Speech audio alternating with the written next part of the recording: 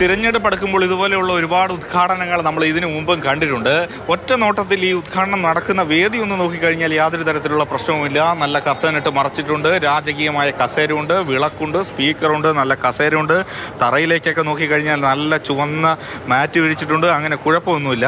ഇതാണ് ബോർഡ് പോലും നേരെ ചൊവ്വേ അവിടെ ഒന്ന് ഒട്ടിച്ച് വെക്കുന്നതിന് വേണ്ടി കഴിഞ്ഞിട്ടില്ല എന്നുള്ളത് ഈ ദൃശ്യങ്ങളിൽ നിന്ന് വ്യക്തമാണ്. പക്ഷേ ഏതായാലും ഈ തട്ടിക്കൂട്ട് പരിപാടി പുറത്ത് ജനങ്ങളൊന്നും കാണാതിരിക്കാൻ വേണ്ടി, അല്ലെങ്കിൽ ഒറ്റ നോട്ടത്തിലൊന്ന് അറിയാതിരിക്കാൻ വേണ്ടി ചില സംവിധാനങ്ങളൊക്കെ ചെയ്തു വെച്ചിട്ടുണ്ട്. അതിലൊന്ന് പ്രധാനം ഈ കർട്ടനാണ്. ഈ കർട്ടൻ നമുക്ക് താഴേക്ക് നോക്കിക്കഴിഞ്ഞാൽ നമുക്ക് കാണാം നിർമ്മാണ പ്രവർത്തനം എങ്ങും എത്തിയില്ല.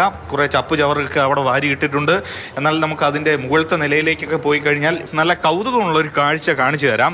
ഏതായാലും നിർമ്മാണ പ്രവർത്തനം എങ്ങും എത്തിയില്ല. ഭിത്തി പോലും നേരവേ ഇവിടെ ഒന്നും കെട്ടിയിട്ടില്ല എങ്കിൽ പോലും എടുത്തു പറയേണ്ട ഒരു കാര്യം, കായിക വകുപ്പ് ആസൂത്രണ ഗവേഷണ വിഭാഗം എന്നൊരു ബോർഡ് വെച്ചിട്ടുണ്ട്. യഥാർത്ഥത്തിൽ ഈ കെട്ടിട നിർമ്മിച്ച് ഏറ്റവും അവസാനം ചെയ്യേണ്ട കാര്യമായിരിക്കും ഒരുപക്ഷെ ഇത്. അതാദ്യമേ തന്നെ ചെയ്തു വെച്ചിട്ടുണ്ട്. ഈ നമുക്ക് ദൃശ്യങ്ങളിൽ നോക്കിക്കഴിഞ്ഞാൽ ഈ ടൈൽസിൻ്റെ ഒന്നും നിർമ്മാണം പൂർണ്ണമായി എന്ന് പറയാൻ കഴിയില്ല. ഇലക്ട്രിക് പണികളൊക്കെ നടന്നു വരികയാണ്. ഇങ്ങോട്ടേക്ക് ഒന്ന് വന്നു കഴിഞ്ഞാൽ ഈ കർട്ടൻ ഒന്ന് മാറ്റിക്കഴിഞ്ഞാൽ നമുക്ക് കാണാം ഇവിടെ ഭിത്തിയൊന്നും കെട്ടിയിട്ടില്ല. സുരക്ഷാ കമ്പികളൊന്നും തന്നെ ഇവിടെ ഇല്ല. ഒപ്പം ബാത്റൂമിൻ്റെയൊക്കെ അവസ്ഥ ഇങ്ങനെയാണ്. അതൊക്കെ മറച്ചിരിക്കുകയാണ് ഇപ്പോൾ ഏതായാലും കർട്ടൻ ഇട്ട്.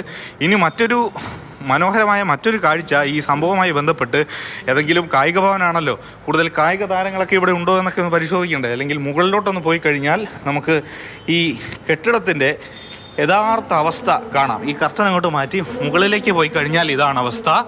കാരണം ഇന്നലെ താഴെയൊക്കെ ഉണ്ടായിരുന്ന നിർമ്മാണ സാമഗ്രികളെല്ലാം മുകളിലേക്ക് കൊണ്ടുവന്നിട്ടിട്ടുണ്ട്. അങ്ങനെ ഇതെല്ലാം മുകളിലാണ് ഇപ്പോൾ നിലവിലുള്ളത്. പിന്നെ കുറേ ആളുകൾ ഇവിടെ കിടന്ന് ഉറങ്ങുന്നുണ്ട്. സംശയിക്കേണ്ട കായിക താരങ്ങളൊന്നുമല്ല. ഇന്ന് ഇവിടെ ജോലി ചെയ്യുന്ന അന്യസംസ്ഥാന തൊഴിലാളികളൊക്കെയാണ്. ഇന്ന് ഈ ഉദ്ഘാടനം നടക്കുന്നത് കൊണ്ട് തന്നെ അവർക്കെല്ലാം അവധിയാണ്.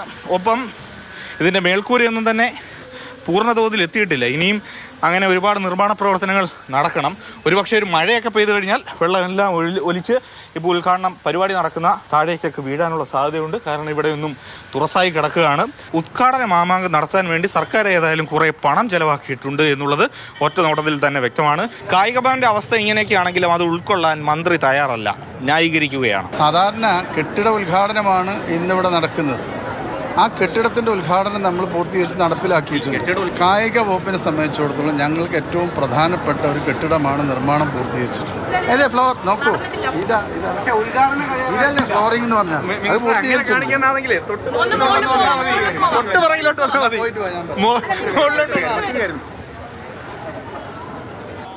ഒരു മാസത്തിനകം ഏതായാലും കായിക ഭവന്റെ നിർമ്മാണം പൂർത്തീകരിക്കുമെന്നാണ് മന്ത്രിയുടെ വാദം. അത് നടക്കുമോ ഇല്ലയോ എന്നൊക്കെ കാത്തിരുന്ന് കാണാം. സജീവ് മാറിനൊപ്പം AK സ്റ്റെഫിൻ, മാതൃഭൂമി ന്യൂസ്, തിരുവനന്തപുരം.